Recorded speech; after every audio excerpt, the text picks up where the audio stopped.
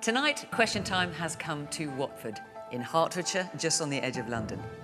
We're in the Watford Coliseum. Previous performers have included Maria Callas and Luciano Pavarotti, so I'm not sure how we're going to follow that.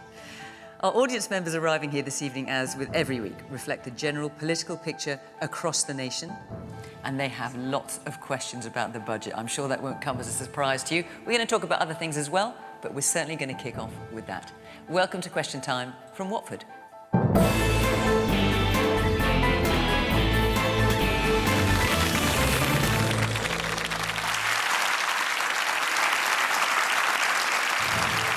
On the panel from the government, James Murray, Chief Secretary to the Treasury and one of the architects of yesterday's budget. Gareth Davies is a shadow Treasury Minister. He was an investment banker before entering politics and is a champion of Thatcherite ideals in the Conservative Party.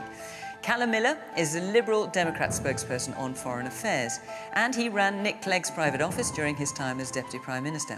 Sonia Sodha is a columnist and broadcaster who's written for The Guardian, The Observer and The Times. She was also a senior advisor to Ed Miliband when he was leader of the opposition.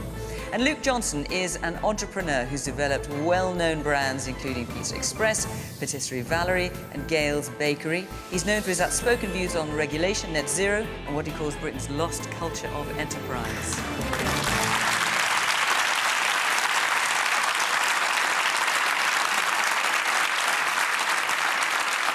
Good evening. Welcome to our panellists here in Watford. Welcome to our audience. Very good to see you, and welcome to you at home. Do join in the conversation on social media or just sit back on your sofa and watch the programme, whichever takes your fancy. Let's take our first question, which is from Emma. Emma Duke-Cohen. With Rachel Reeves taxing everything and everybody in sight, what is the point of working hard and being aspirational? Right, so you sound pretty fed up, Emma, with the budget, which we heard only yesterday. James, obviously I'm going to come to you, but I'm just going to go around the panel a little bit first. Luke, what's the point of working hard and being aspirational? That's what Emma thinks. Yeah, it's very depressing, isn't it, Emma? And I'm afraid this was a budget for people who receive welfare and benefits and not for working people, which I thought the Labour Party was for. The truth is they've increased taxes, they are increasing debt, they're increasing unemployment, and things feel pretty bleak. I cannot remember a time in 40 years in business in this country where investors and entrepreneurs and employers are as demoralised as they are. And the idea that this government, they said their priority was growth. There is no growth. There's only spending and more borrowing and higher taxes and higher regulation. And this will not have a good ending. It's not how prosperous and happy societies become that way. And the government needs to think a lot harder about spending our taxpayer money wisely and not disproportionately burdening us with tax and regulation and gloom. What would you like to have seen? I would have liked to have seen, for example, a wholesale rethink of our disastrous energy policies. We have the highest energy costs for business of any comparable country. Net zero is destroying our manufacturing industry. And without a manufacturing industry, we can never defend ourselves because we'll have no defence industry. Sonia. So I think what we saw in the budget was a product of the fact that growth is looking extremely sluggish, as Luke just said. Unfortunately, this is a long-term issue in the British economy. So I think 2008, the financial crisis, really exposed the lack of productivity in the British economy in areas other than the city and financial services. And that the truth is that no government has sorted that out since. Living standards have been pretty much stagnant since 2008, and that impacts on each and every person in this audience. And it's why things feel really hard and people feel like they don't have much money left over at the end of the month. I think Labour's mistake was to go into the last election saying, vote for us and we'll fix it all within 5 years and things will be feeling great. I, as somebody on the centre-left, saw them say that and thought that's not a great promise to make, because you don't look at where the British economy is and fix that within 18 months or even 5 years. So what we saw in the budget was Rachel Reeves thinking that she wants to do these extra things. Personally, I do really support lifting the two-child benefit cap, because over the last 15 years, we have seen child poverty go up in this country at a rate much faster than in other OECD and EU countries. And that is something we have to address. But the problem is, because we're not growing, there isn't money around to fix it. And that's why taxes had to go up. And that is really difficult. And it's difficult for everyone in this audience. What I wish, and I think this is true of both Labour and the Conservatives, is that we have political parties who are more honest and went into the last election saying, things are really tough. There are tough trade-offs here.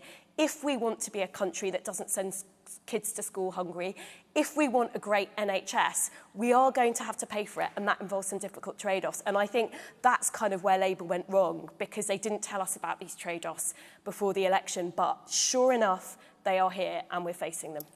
Man in the blue sweater. Yeah, the problem with what Sonia's just said is that this budget and the previous budget contain a load of measures that will massively hamper growth. It's going to reduce tax take overall, more people are going to be unemployed, and it's going to make things worse, probably even increase child poverty.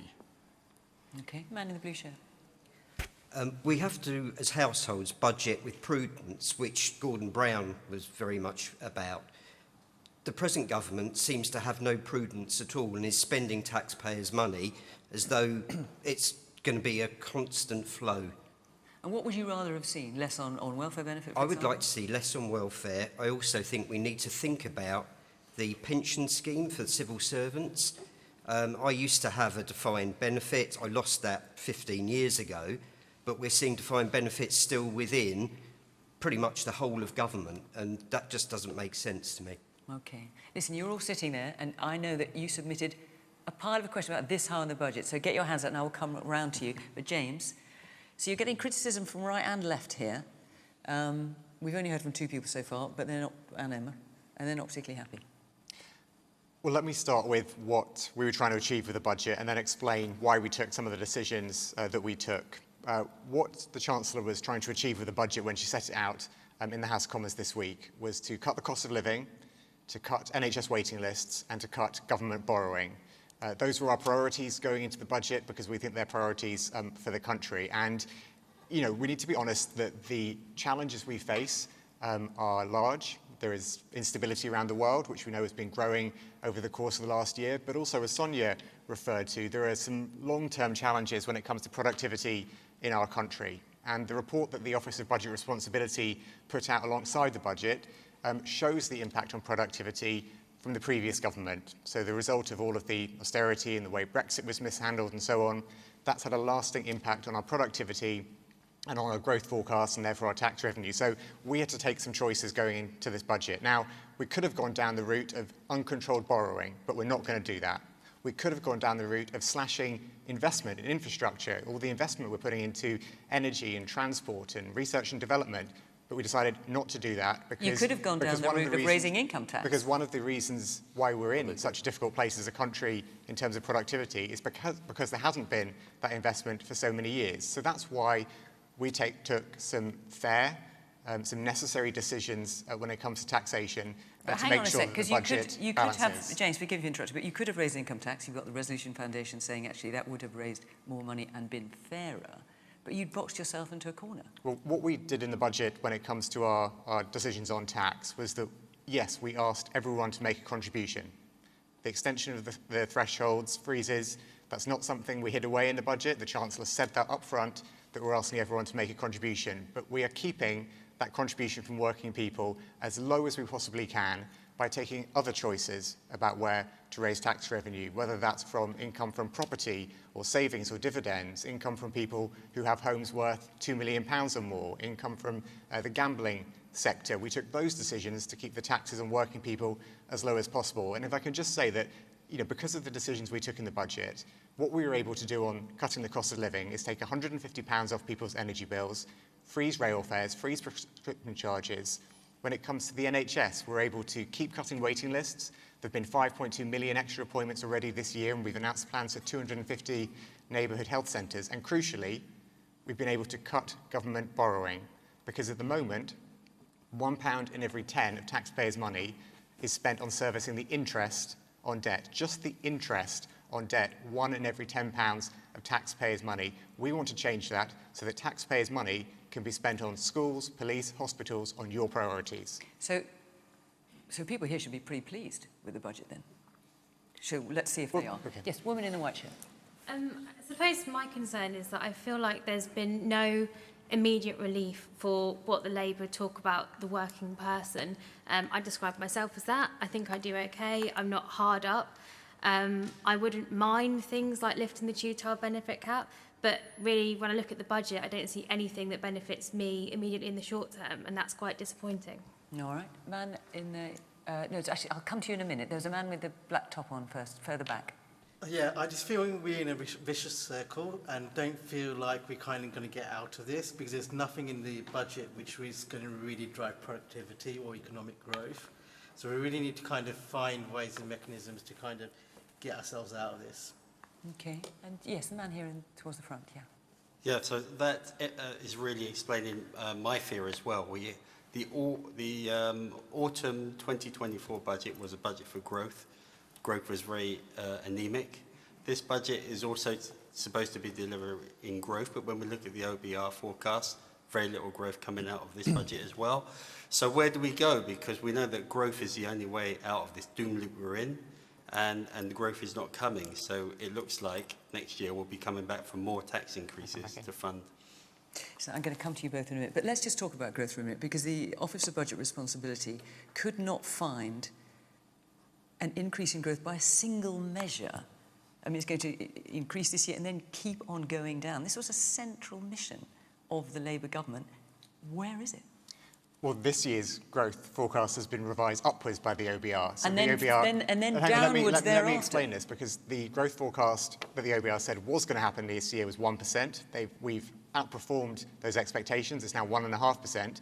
In future years, we were talking about the productivity challenge, which the OBR have highlighted, having built up under the previous government. That affects the productivity in the country, and that determines the forecast. But we are not going to let this country be defined by the failures of the previous government. So how We are do gonna you make justify, sure- how do you Let me justify tell- that? No, hang on a second, Jess. How do you justify the budget, given that growth was a central mission of the government? You've already heard Luke's criticisms. The OBR says there is not a single individual measure in this budget expected to materially increase economic growth. How is that anything other than utterly disappointing? So the OBR have a threshold for individual measures, and without going into the technical detail of what that means in practice, I would point you to certain key measures in the budget which will help growth. Number one, I spoke earlier about investment in energy, in roads, in railways, in research and development. That investment is crucial to leveraging in private investment, to improving our productivity, and to helping to get growth up in our country. We also introduced tax breaks for companies who are scaling up and growing and want to stay in the UK and make a success here. Those tax incentives to make sure those businesses stay and grow here. And we're also making sure that that focus on creating growth is in every part of the UK. So whether that's in Grangemouth in Scotland, Wilfer in Wales, whether that's the Oxford-Cambridge Growth Corridor or the Northern Growth Corridor, right across Britain. Because the only way to make sure that people in every part of the country feel the benefits of growth is to have that growth in every part of the UK, so that people right across the country feel better off. And how, tell us, is the Employment Rights Bill going to help growth? It's unquestionably going to damage it. I see it every day with business people I talk to. It's all putting them off staying here. There is a huge, unprecedented exodus of talent and wealth and capital leaving the country because they are so put off by your obsession with the public sector. Barely a single one of your MPs has ever even worked in the private sector, let alone run a business. You have no idea or interest in the whole way in which wealth is created and innovation and exports. How are we going to live if all we're interested in ever is the public sector? All right, I'll come back to you, James, because I know there'll be more questions for you. Gareth. Look, governing is hard, as Labour are finding out, and I think we all accept that we all have to pay tax. That is a given. But you have to pay less tax if you can grow the economy or you can cut spending. And as James said, as the Chancellor has said, this is about choices. And the choice that the Chancellor has made this week, and actually with the budget last year, is to increase taxes by £66 billion since the election and basically increase welfare spending. And part of that is the two-child benefit cap removal, but it's also other benefits that are going up too. And I think that's where the public take the biggest disagreement. They weren't told this before the election. It's a perfectly reasonable position to have, by the way, to make that choice, and we can debate that. But to not tell people before the election when you're trying to win votes, I think is unacceptable. There are times when you... It's not so much not telling the election, it's actually promising something different, which is saying that we are not going to raise taxes. Exactly, that's basically my point. They went into the election saying that they would raise taxes by 8 billion, wouldn't put taxes up on working people, wouldn't raise national insurance, wouldn't raise income tax, and actually wouldn't remove the cap, the two-child benefit cap. That wasn't in the manifesto either. And so I think that's why people are quite angry at the moment. They didn't know that this is what they would do, and I think Labour intended it all along, I'm afraid.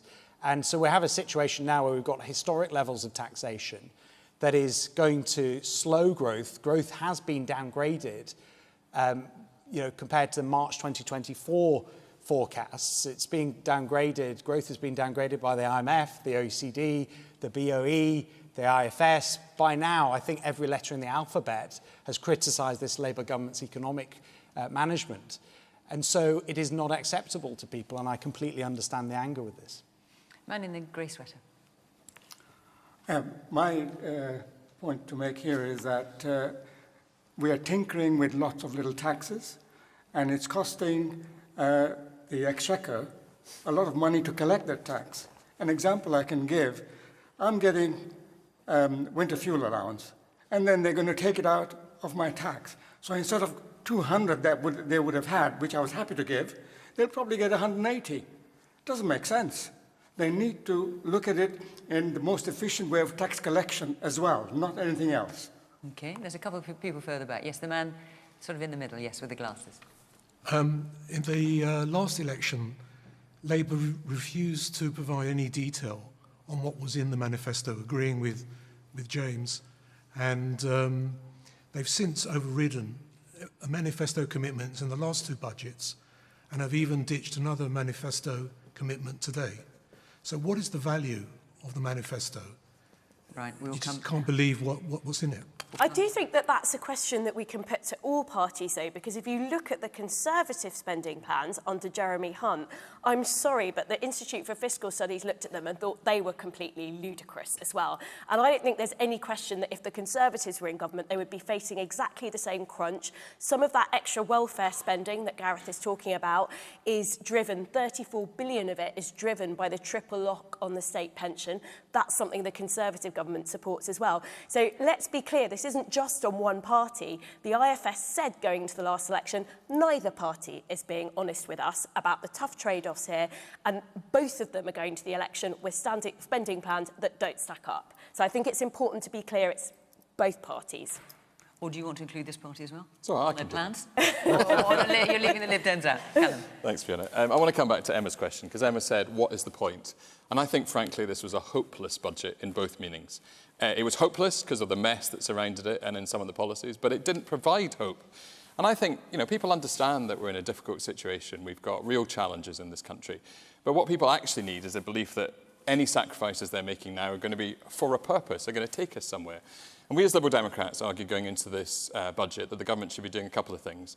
It should be looking at the cost of living and trying to alleviate that when it's hitting households the hardest. But it should also be looking at how it could help businesses by lifting red tape and helping them to have a prospect of growth, much as Luke was saying earlier on.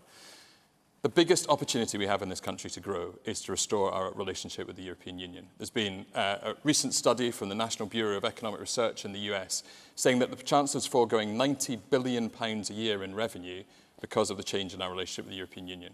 Now, we don't need to go all the way back to that in order to see a real improvement. Even by cutting the red tape that the Tories' botched Brexit deal has put onto businesses, we could see a real improvement in revenue up to 25 billion a year, which would put money back in the exchequer, would allow it to reduce taxes, and most importantly, would allow businesses to grow, to employ people, to give them opportunity, and frankly, coming back to the point, would give us some hope that there was a future world in which our economy was growing and sustaining our public services through that growth, not by hammering households and businesses with higher and higher taxation. And is there anything in this budget that you do support?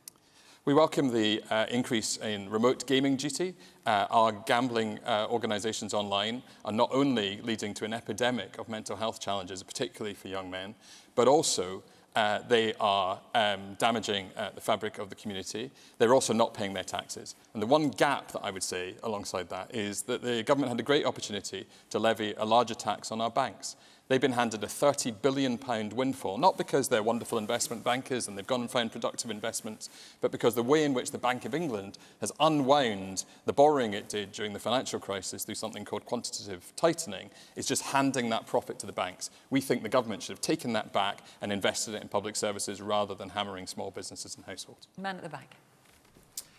So I voted for Labour because I think I was sick of just the craziness of Truss and Johnson. I think it was good, and I think there's sensible people in power now, but we are looking for a bit more hope and growth, and I don't see the big ideas coming from Labour right now, but I think that's the opportunity for you guys to really look at that. The man at the back with the white shirt and dark sweater, yeah. The people don't really want a lot. They want their bins collected on time. They want to go to the doctors, get a dentist appointment, save a bit of money and go on holiday every year. And unfortunately, this Labour government, you're not giving the people that hope that that's ever going to come back ever again. And woman here towards the front. I'd like to know from Labour who they mean when they talk about working people, because it seems to me that it's the working people that have suffered the most in this budget. I've got two kids that are 27, nearly 29, who are both working. They've got no chance of ever moving out of home in the immediate future because housing's so expensive. They've got huge, ridiculous debt from their student fees where they're paying the most outrageous interest rates. I don't know whether people are aware of the interest rates that they're paying. And, you know, this budget to me seems to be helping the people that are not employed and don't seem to have any likelihood of being employed at any time in the future. Listen, James, a lot of questions coming away. Just before I put them to you, what I noticed after the budget was that the Labour MPs on the backbenches seemed pretty cock-a-hoop with how it was going. So a lot of waving of order papers and some accusations coming towards Keir Starmer that he was putting satisfying the party ahead of satisfying the country. So far, this bit of the country doesn't seem particularly satisfied. Is there anyone here, if you will put your hands on just for a sec and then obviously put them back up again, but is there anyone here who felt the budget was good and will help them? Yes. Two hands, so let's hear from you. Yes, woman here in the front. Yes, I felt it was a good budget. I felt that, you know, it was making the people that can afford it pay more, and the people that can't afford it, you know, we're going to have more money to help look after them. The world is in a difficult situation. I think we've got a government that maybe was a bit naive, saying that they would never put up income tax, but I don't think it was a deliberate lie that we've had from past governments in their manifesto promises. Okay, man at the very back. Yeah, I think there were obviously things about the budget that we could all moan about. That's what budgets are for, right? You moan about them. But there are things about the budget that, you know, we can celebrate. Children being lifted out of poverty, can't we? I mean, that's something that is happening because of the removal of the cap on two children. Child benefit, yeah. And I think it was a good thing that they put extra amounts of tax on people who own properties over £2 million pounds, was it? And then rising for people who own property after that. So, yeah, I support the Labour government in trying to make sure that the wealthiest in this country pay their fair share, and to the extent that the budget did that, I think it was a good thing. Right, so James, look, there's been a fair bit of criticism of the budget coming away. Let's deal with a couple of the questions. So one of the questions was asking about manifesto commitments. So the manifesto promised not to raise income tax, VAT or national insurance. Other promises, the Chancellor said last year she wouldn't come back for more taxes. She has. She said that last budget she would not continue a freeze on tax thresholds. She has. And then today, the government's U-turned on another manifesto commitment, unrelated specifically to the budget, but just in terms of broken promises, to offer all workers protection against unfair dismissal from day one. That's gone out the window as well. How can anyone believe what you're saying? Well, what it says in our manifesto is that we will keep taxes on working people as low as possible. And if you look at the choices that we took, the fair, necessary decisions... Hang on a minute. It said you would not raise income tax, national insurance or VAT.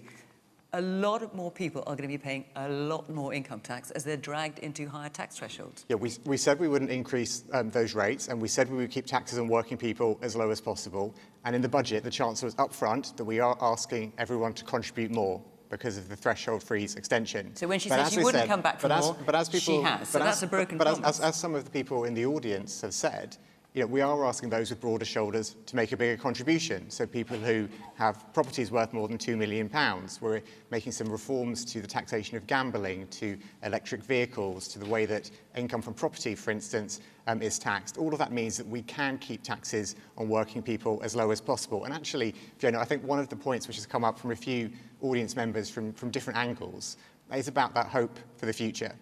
And I really understand that feeling of wanting to feel that things are getting better. And it can be hard because, public services had got to a really bad stage in this country. The economy was in a really bad stage when we got into office. The level of debt was really high. It was not a good inheritance that we had. And I think everyone here knows that. That's why people voted for change. But the gentleman in the back row spoke about public services improving it. So you can get your bins collected, get a doctor's appointment. You can get public services that actually work.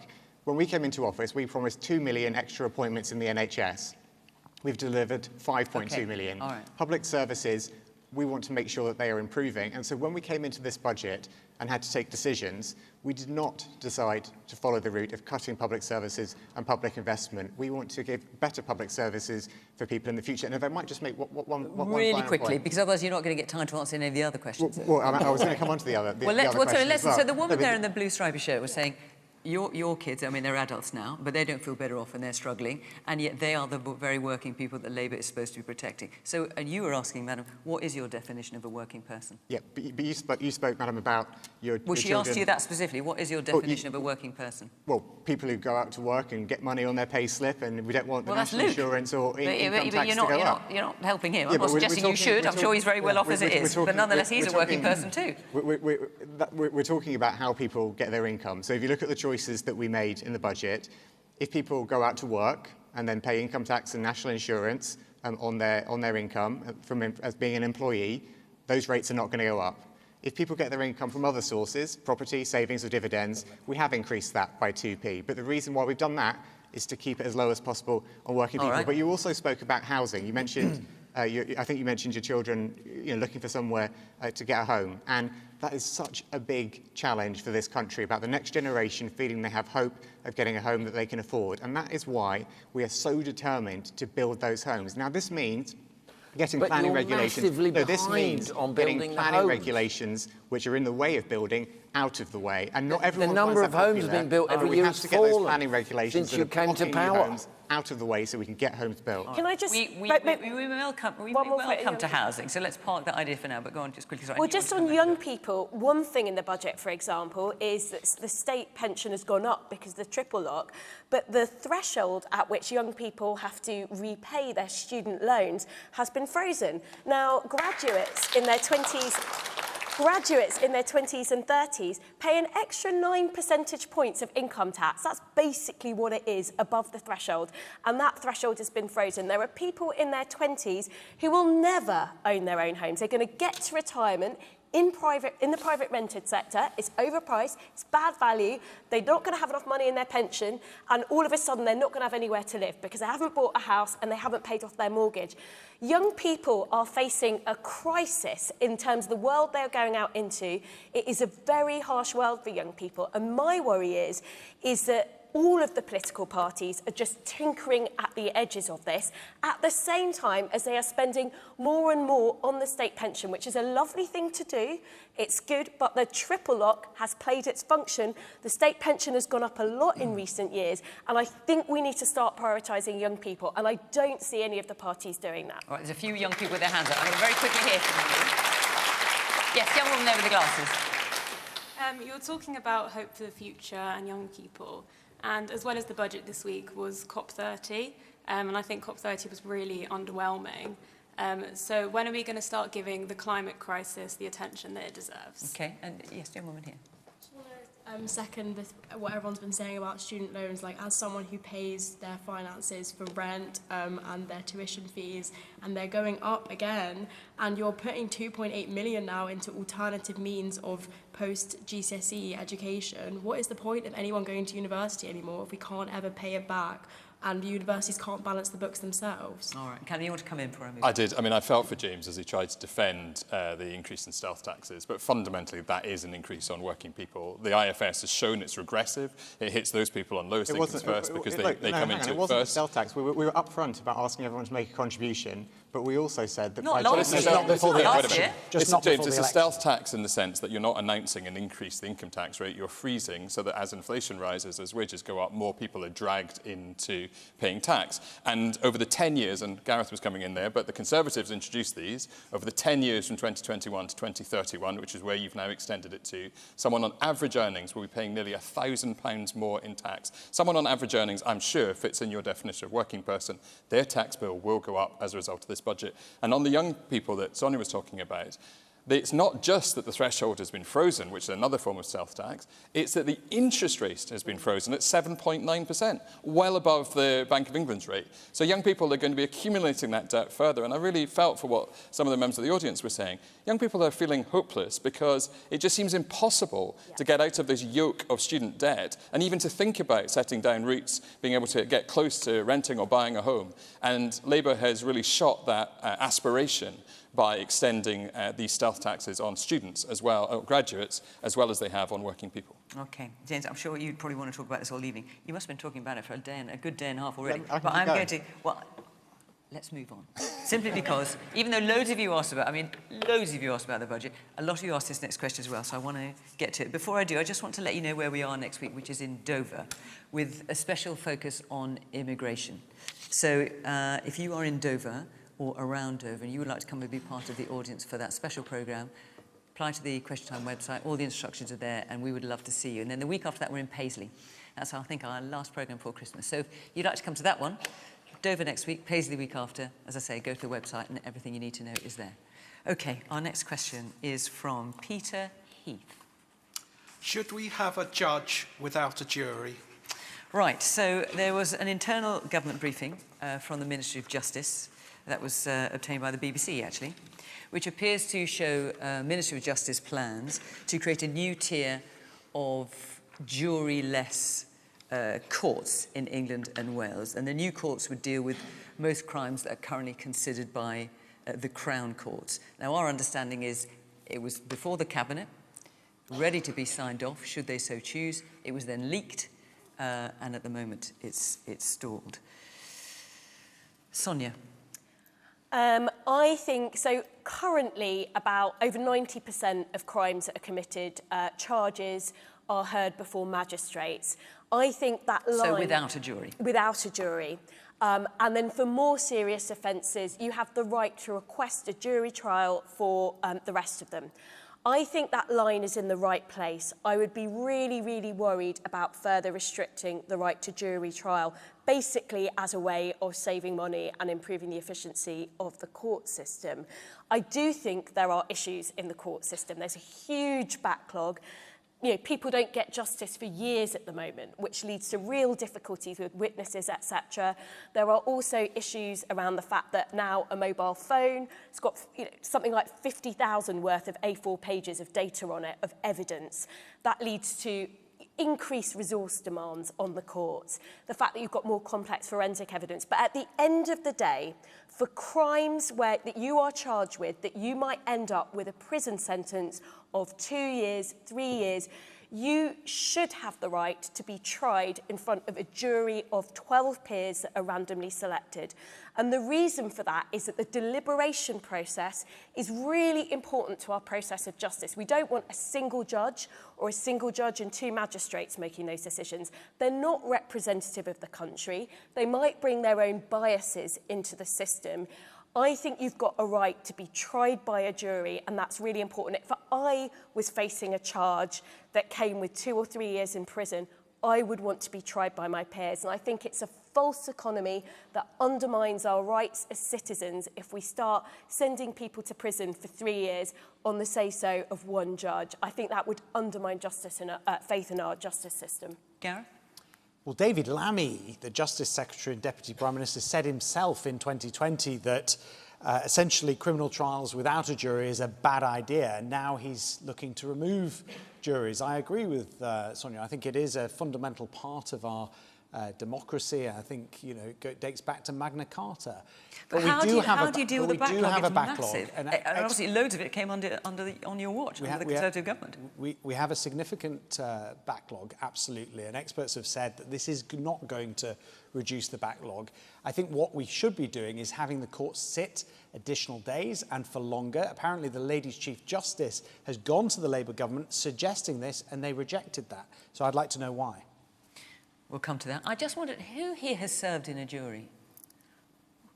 Lots of you. Oh! And on the panel as well. Let's hear some of your experiences. The woman here with the blonde hair. Was it a success? Do you think it worked? I had two... Keep your hands up, the rest of you, or I won't be able to find you. Right, okay. I had two very extreme cases that went on for about 7 weeks.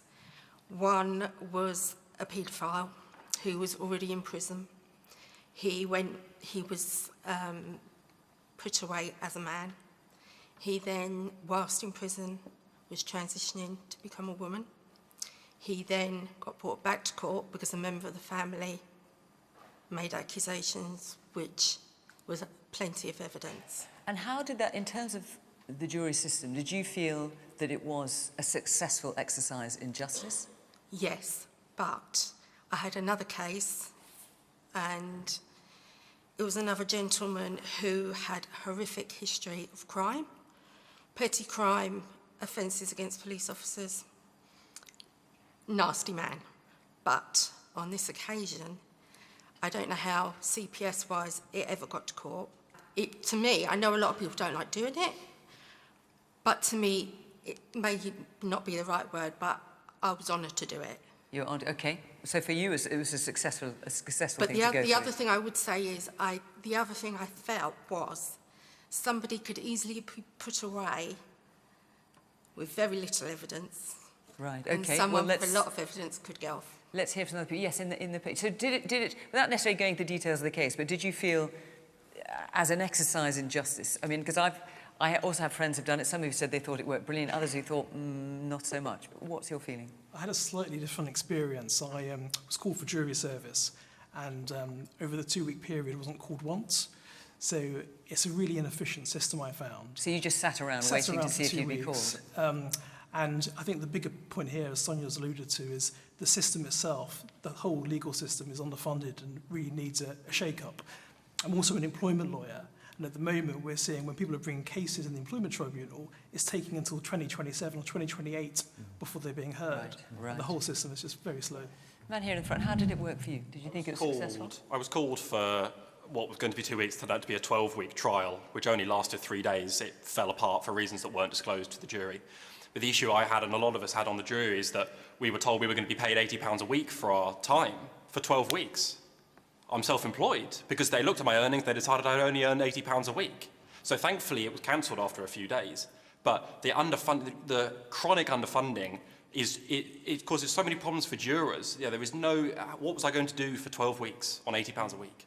So would you welcome the idea of some cases not having a jury? No, I think the bias, I am a biased person, you're a biased person, judges are biased. I don't think that the fate of somebody, particularly if they are potentially falsely charged, if they are innocent but they've been charged, I don't think that should be placed in the hands of a single person, nor should it be placed in the hands of unqualified magistrates. Magistrates do great work for society, but they are not qualified. You wouldn't trust me to do your heart surgery because I'd had 3 weeks training. No, obviously they have legal people on the panel. Yes, but they do, but they are not judges. They're not barristers who are qualified to judges. Okay. Calum. I think the jury system is the jewel of our justice system and has been for over 800 years, and we shouldn't give it up lightly. Do you think there's any, I mean, you know, in an ideal world, you might argue that, and many people would and are, one of the reasons I imagine it's being suggested, we'll hear more from James if he's prepared to engage with it, given it's from a leak, is to save money. Is there any merit in that argument? Well, we need to look at the inefficiencies of the system. And I think what we're hearing from people talking about their jury service, but other people have experienced as well, is we have a court system that is fundamentally very inefficient. We have courts being closed early when they could be open on other days. We also have private contracts with those who are responsible for transporting prisoners, who are often delayed in bringing those prisoners to court, meaning that the judge and the jury and the barristers are all waiting around for those to come to court. So we need a fundamental overhaul of the efficiency of the system so we can catch up on, I believe it's 78,000 Crown Court cases that are still outstanding. But at the heart of it, we've also got to think about the victims. I've got a constituent who was a victim of domestic violence. Her former partner has been charged with 4 very serious offences, including ABH and strangulation. She was told she'll have to wait more than 2 years for that case to come to court.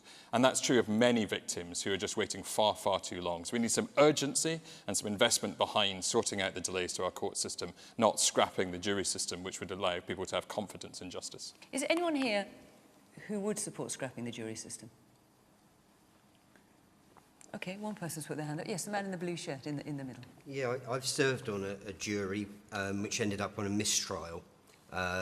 And what was interesting is we heard one day's evidence, and loads of the jurors wanted to vote the next day before we realised it was a mistrial and whether they thought the person was guilty or not. And I just thought, this is mad. We haven't even heard the evidence yet. Why? What? Because they wanted to get home? Or? Well, yeah, because they just felt it was the right thing to do.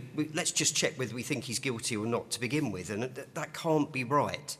So I do think that for certain cases there should be juries, but the vast majority, and I think it was Sonia said that 90% are actually held in magistrates' court. I think there's a bigger percentage in the Crown Court and further on where we could just get rid of some of this bureaucracy and time wasting, which a lot of people in the audience have said about. And I think the juries are part of that. But the leak suggested that jury trial would be reserved only for the most serious crimes, murder, manslaughter and rape. I mean, that is just way too far, I think. Man in the front there with the blue shirt, you want to say something? So I've been to jury duty once, and my observation is it gives the human side of the whole justice system. Apart from, if there was, if it was only a judge who was going to decide, he would decide on technical grounds and stuff like that.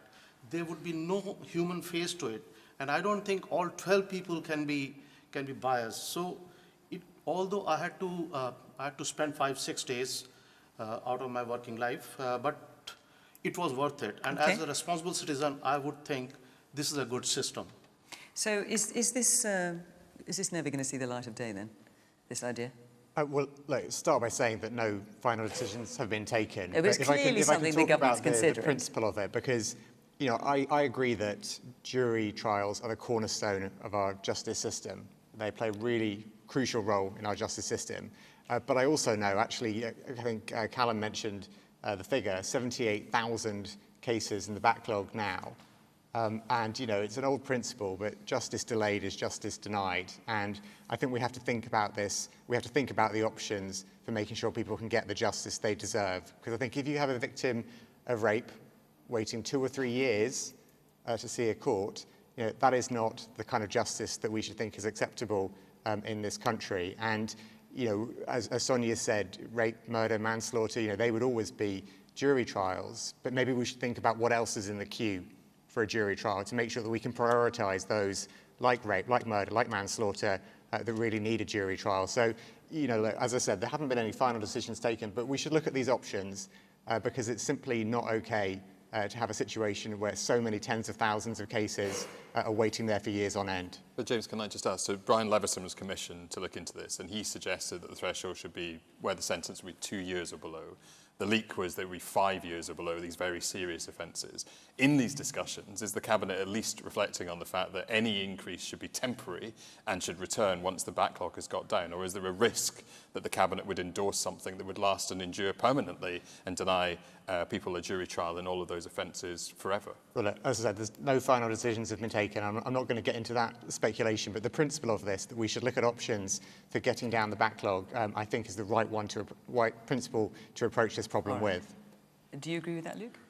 Yeah, I think it should be temporary because I think 800 years of trial by jury has shown it works. It's an important cornerstone of British system and democracy, and we shouldn't throw it away. Okay. I'm going to take another question from Parth Palmer. Where? Oh, there you are.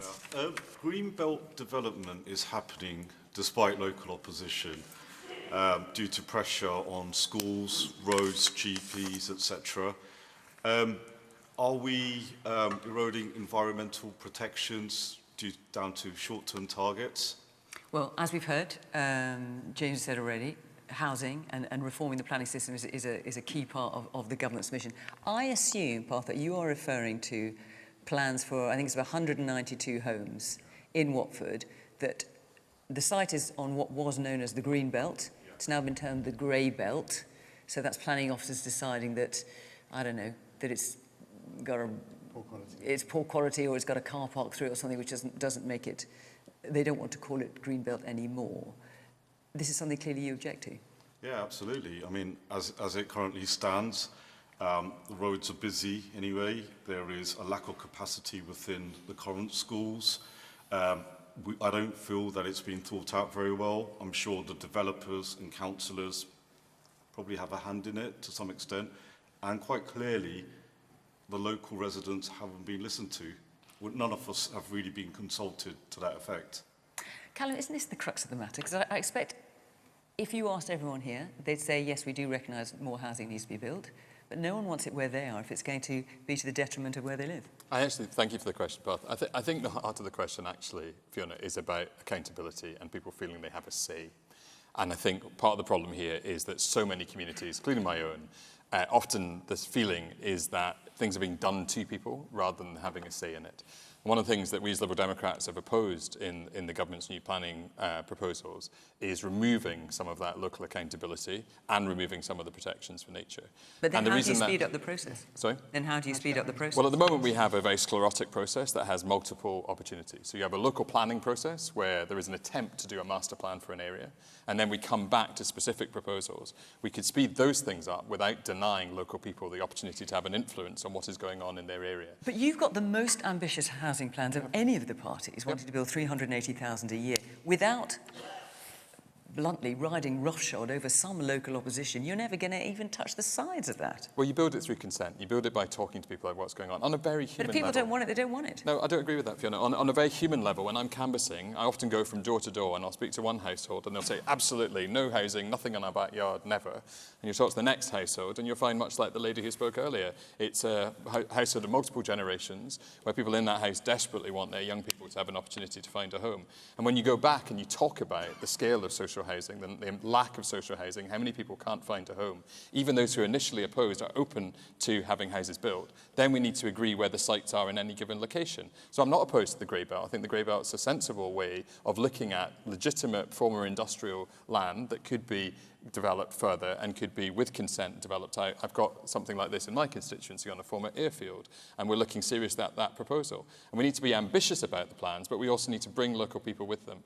And just denying them a voice in it by taking everything up to the national level, which is basically the instinct of the current Labour government, is not encouraging people to get behind the housing that is needed. Well, people obviously didn't talk to you enough about a massive solar farm in your constituency because you opposed that. I mean, that's the crux of it, isn't it? I mean, every time this comes up, I've got to tell you folks, and we're going to do housing and planning, I have a quick look at what the politicians have approved and what they've opposed. And every time, all of you have opposed things in your own constituencies because when it comes to your own backyard, you don't want it. No matter how big you talk about wanting planning. I mean, you, James, oppose a tower block in West Ealing. You, Gareth, oppose pylons in your constituency. I mean, it's all talk about wanting more housing, isn't it?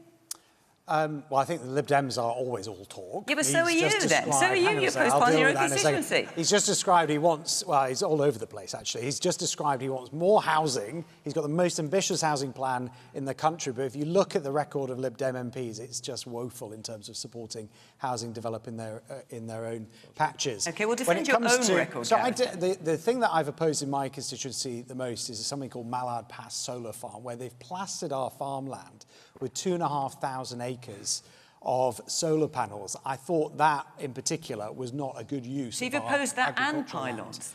Well, the pylons Is there I haven't anything you've actually approved? opposed. I'm not sure that's actually true. What I've said is that the pylons don't need to go, again, across prime agricultural land. They can go elsewhere. There are other alternatives to where they're proposing those specific pylons. But this is what it always comes down to. Every time we do this question, every MP says, yes, but it's not that I'm not opposing it. It's just it could either be somewhere else or we could do it in a different way. I mean, it's always the same answer. Well, no, you've got to have the local consent. I agree with Calum in that you've got to have local buy-in, but I think the whole system is kind of screwed because we just can't get things through quick enough, and that is about planning reform, absolutely. And I think some of the things, if I may say, that Labour have proposed, they haven't yet done, are right, actually. We do have a planning issue in this country, whether it's energy or housing or whatever, and we do need to build more houses. I see some young people in the audience that, frankly, we need to increase the housing supply. We built a million houses in the last Parliament. I wish we could have gone further.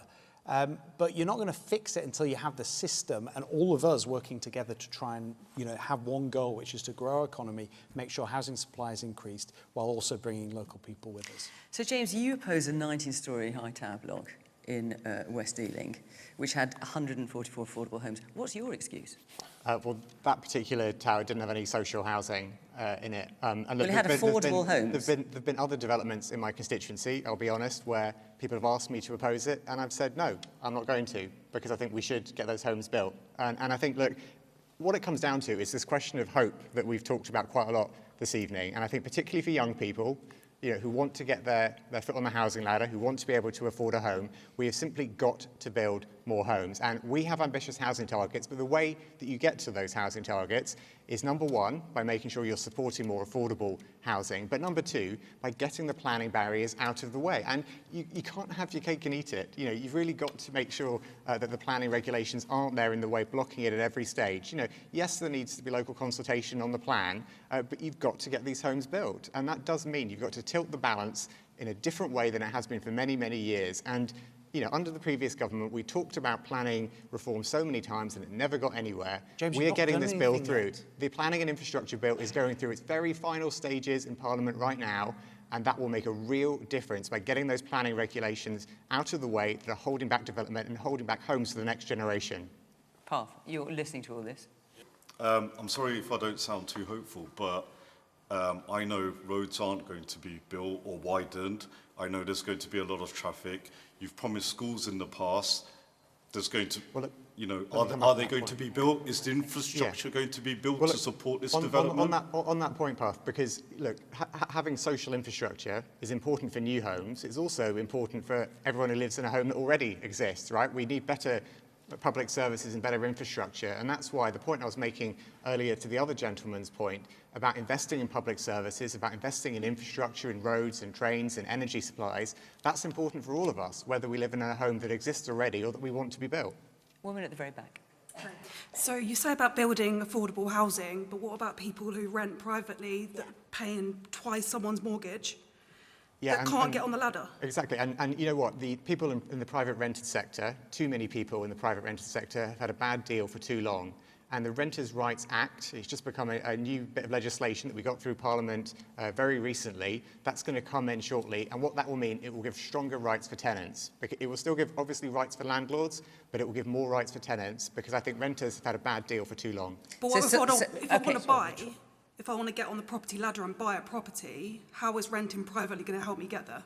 Well, what this will mean What are you saying? Because you want to be able to put... I want to be able to buy a house. Is the issue of a deposit? Yeah, I want a deposit. Yeah, what the Renters' Rights Act will do is make private renting more stable. It will give people more security there. It will make sure that as people are renting privately, maybe saving up for a deposit or looking for somewhere to buy, people don't have the kind of experience they do now where they can be evicted with 2 months' notice for no reason. But ultimately, you're right. A lot of people want to buy a home, and that's why we need to get more built. I think there's a dirty little secret at the heart of housing politics, which, again, sorry to sound so down on politicians this evening, but I don't think mainstream politics is very good at confronting, which is that all politicians say they want homes to become more affordable. But what does that mean? It means house prices either flatlining in real terms, or ideally house prices coming down in real terms. So politicians say on the one hand they want affordability, or wages going up. Yeah. I said real house prices though. The problem is that I don't think politicians want to face what that would mean in terms of other voters. Housing is a zero-sum market. When house prices go up, people who own their homes benefit, but at the direct expense of people who are renting, like yourself. Rents go up as well. And no politician really wants real house prices to come down, because our economy is dependent on rising house prices to fuel debt and consumer spending, and also because there are a lot of voters who would be very cross about it. So I do think that's really problematic. Personally, what I would do is I do think there's a massive problem with private rent. I think we've got young people who are living in places where there aren't actually very good job opportunities. They can't even afford the deposit to rent somewhere, let alone buy somewhere where there are jobs. Personally, if I was a government, I would have a massive programme of public spending in affordable housing for rent, not private housing for rent, but affordable housing for rent that enables people in their 20s to be mobile and move where their jobs are and actually, be able to afford to rent and live. That's what I would do. I do think we need some more radical ideas from government on this and from opposition parties, because at the moment it feels like a lot of tinkering at the edges, but the fundamental problem for you who can't afford to get on the housing ladder, and for young people who people like your kids who can't afford to get the deposit together to even rent, let alone buy, that isn't going to change. Luke. I dearly hope that Labour's new planning bill does transform the housing industry, because I've actually developed property and I know that getting even a modest development done takes years to get the planning, costs hundreds of thousands of pounds. But then also you have people like Partha saying that's all very well, but I don't want it around where I live. This entire issue involves society in some very difficult choices. A great deal of the problems in society at the moment are because the generations are not feeling the same thing about, for example, housing. And there's got to be a lot of compromise, because otherwise young people won't have anywhere to live. France builds twice as many homes as Britain every year because they have a much more sensible planning policy. And it means that... They've got a lot more land, in fact. No, even in intensely built-up areas, they built twice as many homes. And it's because, they understand that the next generation do need somewhere to live. And I think we can't be too selfish about preserving what we have in Aspic. If we want growth, housing is the single biggest engine to kickstart the economy. And I sincerely hope that this government's new planning bill has a real effect on that, because it will create jobs, it will generate economic activity, and it will benefit the younger generation. I've got a very short amount of time left. The woman there in the glasses, the black top. Hi. I have quite a different experience of housing. When I moved into my shared ownership flat when I was quite young, I felt super happy to be living in my own home. I put 25%, I bought 25%, and I paid the rest in rent as a shared ownership property. After living in that property for 7 years, I then tried to sell that property and found out that the cladding scandal had meant that I couldn't move for 5 years. I wanted to buy a home that I could grow into, and I could be maybe one day, a home for me and for my family. And that was taken away from me because of that.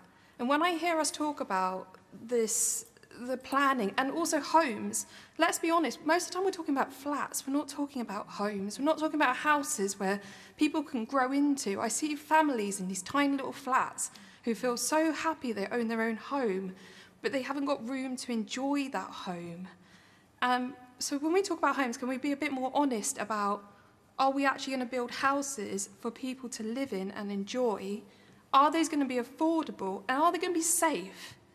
Because, quite frankly, I don't feel like that's actually what's happening right now. Well, listen, we can all hear how strongly you feel about that and how difficult that position has been. Lots of people have been stuck in that trap, haven't they, with cladding? We are out of time, I'm afraid, but thank you for making your point. And thank you to all of you for putting all your points and questions. Thank you to our panel. Thank you to you at home for watching. And remember, we are in Dover next week for our special programme with a focus on immigration. So if you want to be part of that, go to the Question Time website, apply to be in the audience. But for now, from Watford, from all of us here, bye-bye.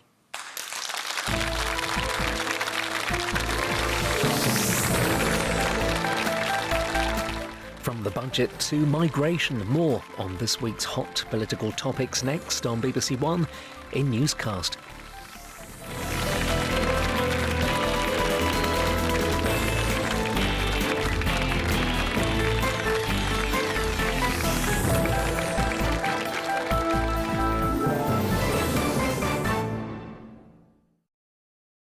This